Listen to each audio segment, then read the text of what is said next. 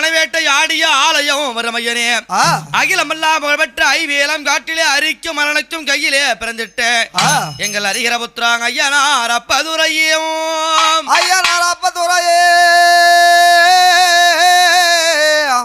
ஐயனே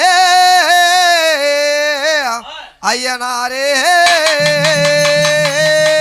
ஐயனார் கதை கேளுங்கள் ஆனந்த ரூபல் ஐயனார் கதை கேளுங்கள்